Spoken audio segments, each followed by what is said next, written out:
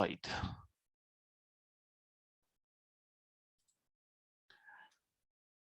All right, so this is about Universal Design Fast Facts series. We'll be covering video captionings. Let's go to next slide. By the end of this session, we expect that you will be able to define the basics of captionings and the captioning process.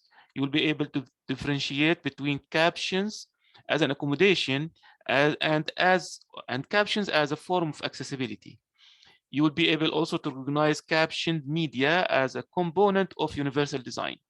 And I leave it for Katie now for the next slide. Great, thank you. Thank I'll you. also mention, please, if you have questions, comments, please feel free to put those in the chat, which Halil is going to be monitoring while I'm doing the presentation. We will have time at the end for some Q&A, but it's fine if you've got a question while presenting. The whole presentation is not that long. All righty, so I'm going to show a couple videos to sort of give you some introduction to captions and why it's important.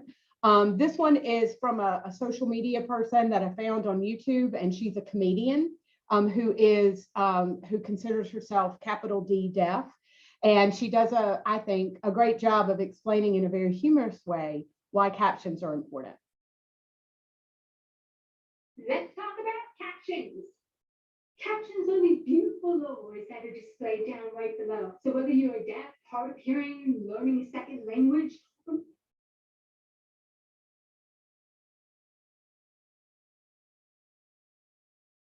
now, I love captions, but what a lot of people don't realize is how frustrating it can get for the deaf and the hard of hearing when content is not captioned. As a deaf person in the hearing world, I'm excluded from thousands of different conversations and discussions on a daily basis. Because one, not everyone knows basic sign language. And two, unfortunately, words just don't pop out of people's mouths like they do in the comic books. Bottom line, every day I face communication barriers. So every time I come across content that I really want to watch, and then I find out that it doesn't have captions, it feels so great. Are you kidding me? I love being excluded. When I watch content that isn't captions, it looks and sounds exactly like this.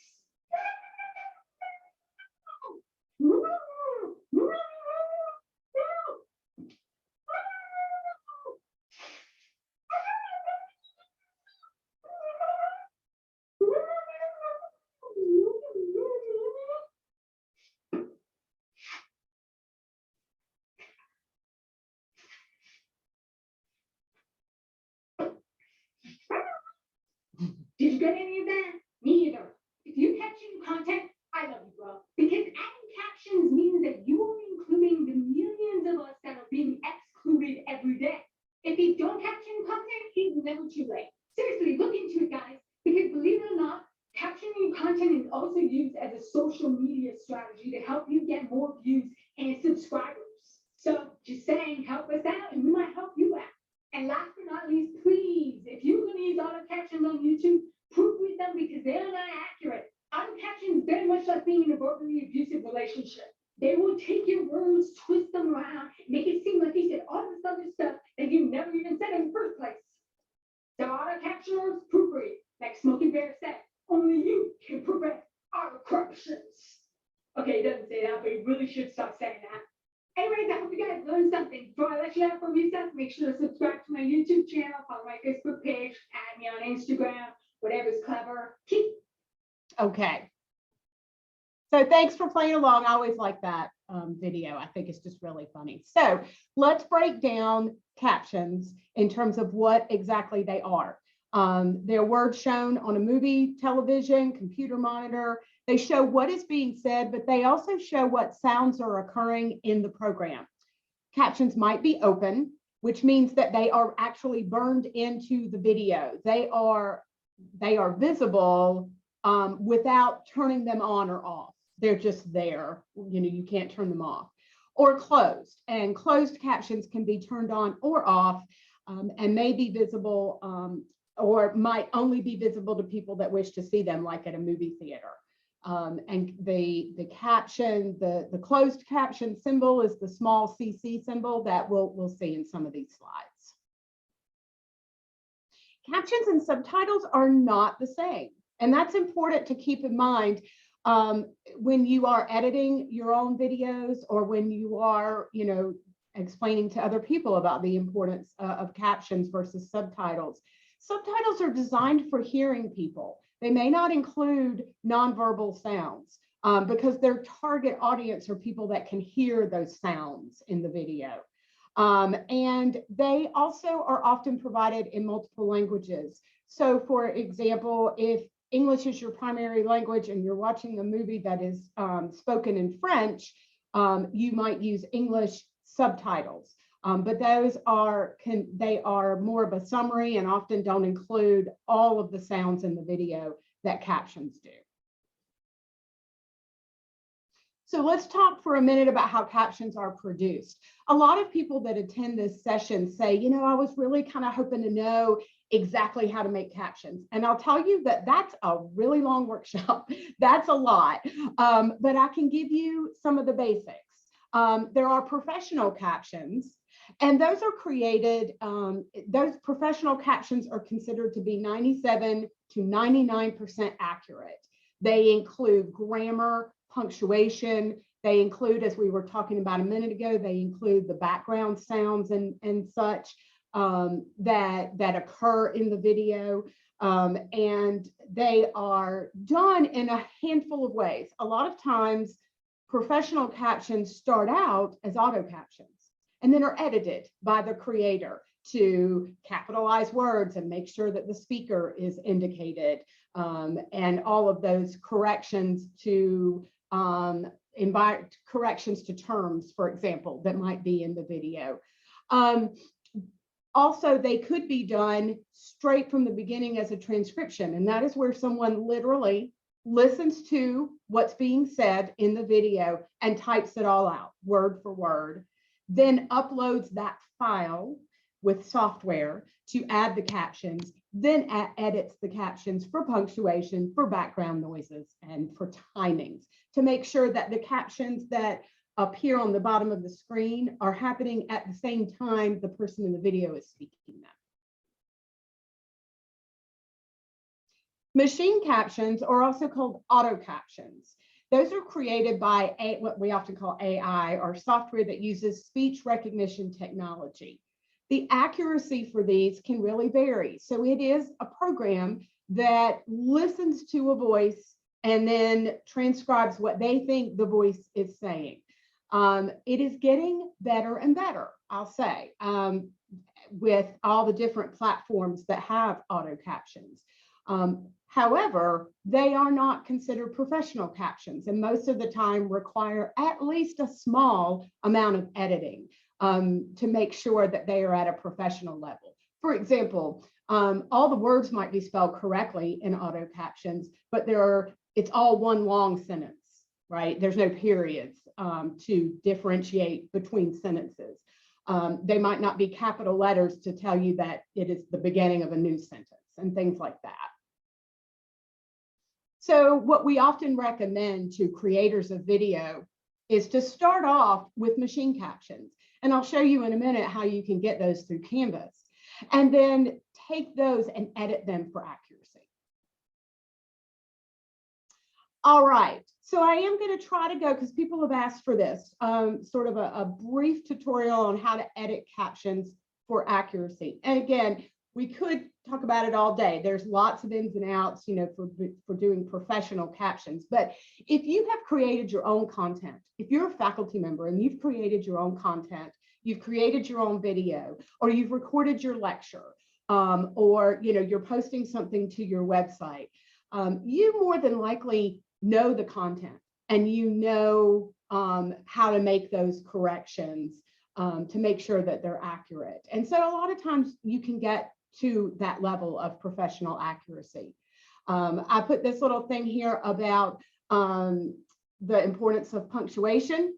And I think this is just a great little humorous way to demonstrate that. Be sure you're using your commas and your punctuation appropriately to make sure that what is being said in the video is presented in captions in the correct way. So I'm going to show you a very quick demo here of if you have Canvas, or even if you don't use Canvas a lot, there is a way that you can get automatic captions for your videos and then edit them. So every faculty and staff member has a sandbox course in Canvas. And within your sandbox course is the My Media tab. I'm making sure, can everybody see my Canvas page here? Okay, great. So it's very important that you keep your videos in the My Media space. A lot of times they are embedded in modules, for example, and that's not necessarily a bad thing, but if all of your videos are stored in My Media, it's much easier to go directly to them and make sure that they're all professional. Or if you have a student, a graduate assistant or a student employee who's helping you edit your captions, this is an easier way for them to get to your videos.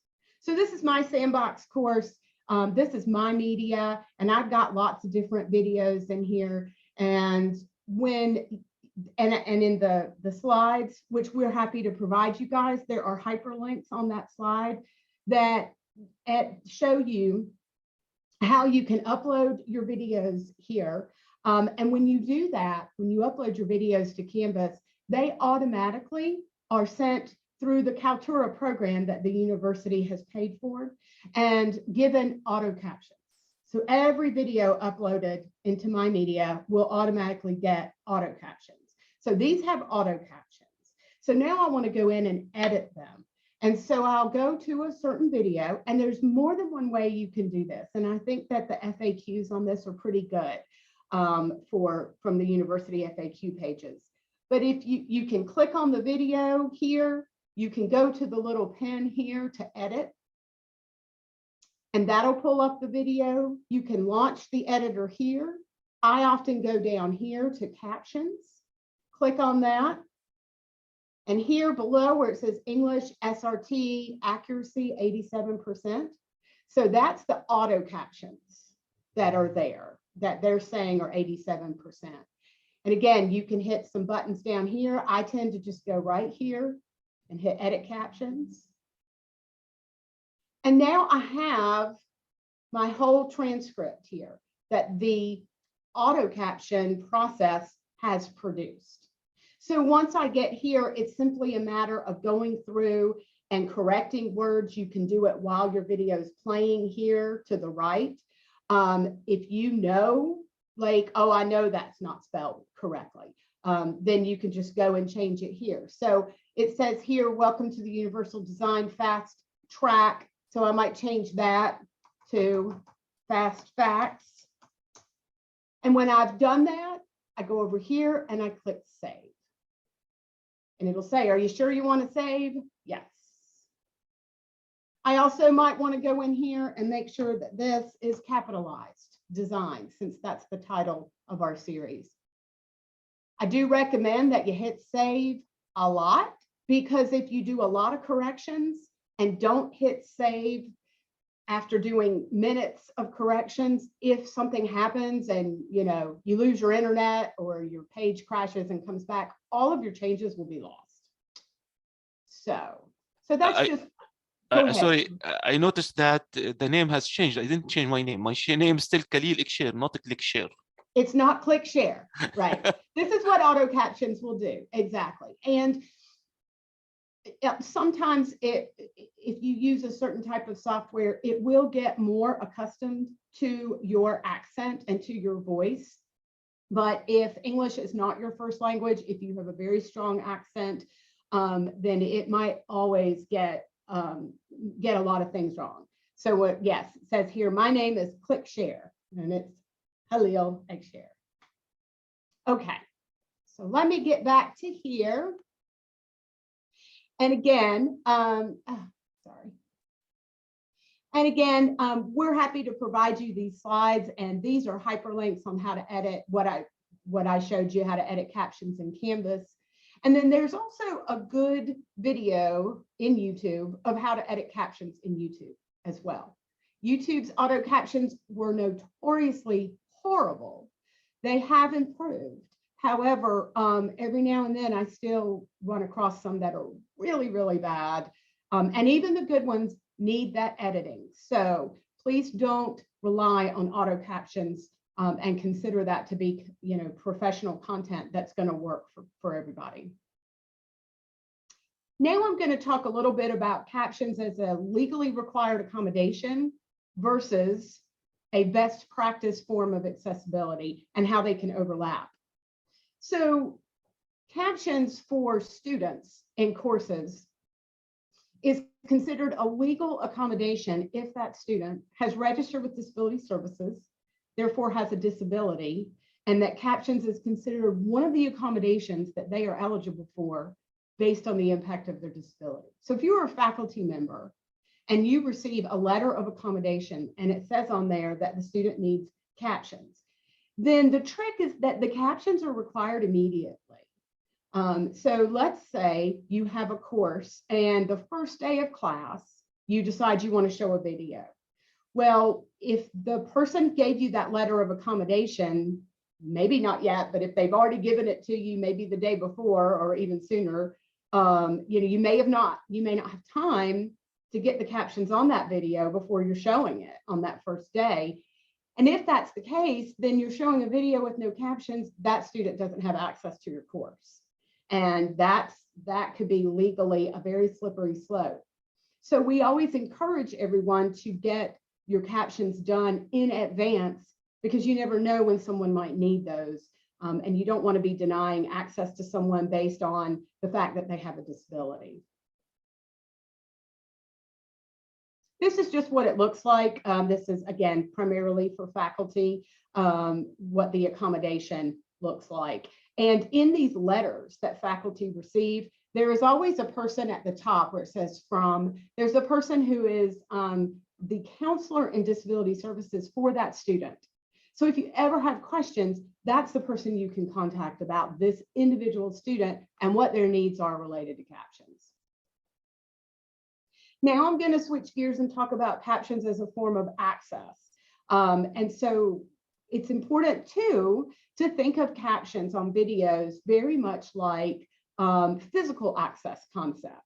So if a doorway wasn't wide enough for a person that uses a wheelchair to get into your classroom or into your room where you are presenting, then you certainly wouldn't just leave them out there and not care whether or not they could access your content. You would want to make sure that everybody has access from the moment that they go onto your website or the moment that they walk into your presentation or come into your course. It is also, a good part of universal design because more and more people are relying on captions aside from the need to have them because of a disability. There was a study that came out that I read that said, a really high percentage, like 70-some% of people that watch videos on mobile devices watch them on mute and use captions. And that's just sort of our age of technology and how we're using videos. But also it's helpful for people for whom English is not their first language. So it's important to have them in place. And this is where there's an overlap, I think, with the legally required accommodation part versus the form of accessibility part. It's important and the right thing to do to make sure everybody's included. But the more you have them done proactively, the more likely you are to not exclude someone because they now immediately need access to your video and there's not captions. So with the pandemic, we've certainly spent a lot of time, like we are today, on virtual platforms. And this is still evolving, but our campus as a whole recommends Google Meet and Zoom for most. I know those are the ones we use anyway, but they both do have the ability to turn on auto captions. And again, so they're machine generated. They are not considered professional level captions. However, they could be sufficient for someone to make sure, even if they are hard of hearing or deaf, to know in general what is being said in that meeting or in that presentation. And Zoom and Google Meet auto captions are continually improving and getting better and better. So we do recommend that you use those where it gets interesting. And again, we can guide you through these kind of individual situations. Where it gets interesting and why I don't have auto captions on here is because when you're doing a PowerPoint presentation and you have your auto captions on, it can possibly cover up some of the content of your presentation. So that's where it can get a little complicated, and sometimes it just takes a little bit of problem solving. I will also mention that live professional captioning. So this is not captions that have been edited on a recorded video, to become professional level. These are live captions in a virtual meeting setting, like what we're doing now. That is still considered an accommodation for an individual that is arranged through the Office of Disability Services.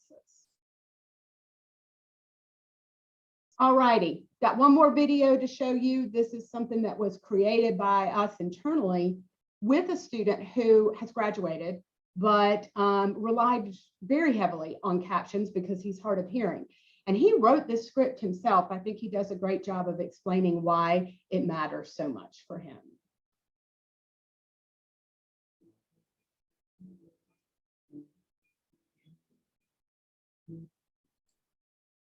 Oh, what happened? Sorry about that.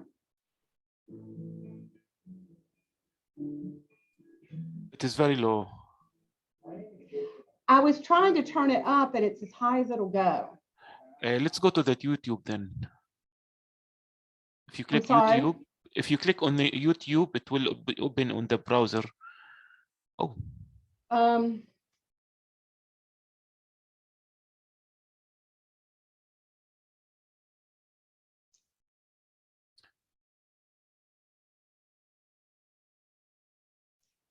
It might still be the same, but I'll give it a try. All right.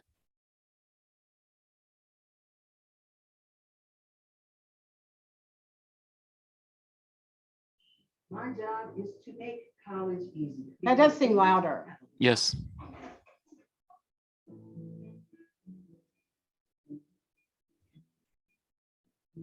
My name is JP. I'm a junior here at the Charlotte, and I have a profound 5-hour sensory neural field. It's progressive, which means it can get really better. Because of this, I've learned through daily for myself. I've had some experiences where I've had to watch a video or maybe an hour and a half long movie for class, and I only pick up maybe 1 or 2 words out of every couple of minutes because the video is. And to sit there and not only have to worry about what you're not hearing or missing, but also to feel excluded because you're sitting in a room full of people who have the luxury of flawlessly understanding everything they're watching, while you're left out because you can't understand what's going on. It's not fun. As a hearing impaired person, I've come to realize that the biggest misconception that the general public has about the hard hearing is that we simply hear quiet, and that's almost never true. Most of the time when I'm watching a lecture or a video, I'll hear almost everything that's said, but I'll understand almost nothing. Which poses a big problem because in most of today's educational resources and videos, we'll only see an animation, maybe a recording of the program. But all of that crucial information is spoken. I like to think of captions as you would a doorway. If there was a brilliant and dedicated student who's a wheelchair user, and the classroom door was too small for them to fit through, would you just exclude them and leave them outside during class? For me, showing a video in class without captions would be excluding me in the same way. Thankfully, I'm very vocal and open about the person that I am and the conditions that I have. But I've met many others with the same or similar disabilities who aren't nearly as open and vocal about it. Many are afraid to reach out for help. And this means that they can be denied the same opportunity to get an education as their classmates. But these people have so much potential. I remember one of my favorite classes I've ever taken was math grade school. And all of the presentations were in the form of videos we viewed outside of class through the words in class. Well, luckily for me, all of these videos were captioned. And I ended up getting an A in the course, which my professor told me only about 10% of the students ended up doing. So I remember telling my mom, and she was so proud of me because she said that not only was I able to pass the course thanks to captioning, but to go above the average student, it really shows you how much accessibility makes a difference.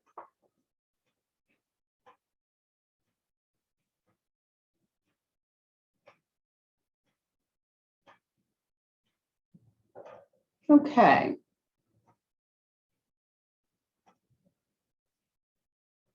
It's going to keep playing, so I'm going to make sure it's closed. There we go.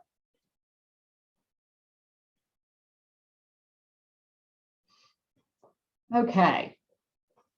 So that is the presentation. I am going to stop recording and see if anyone has any questions.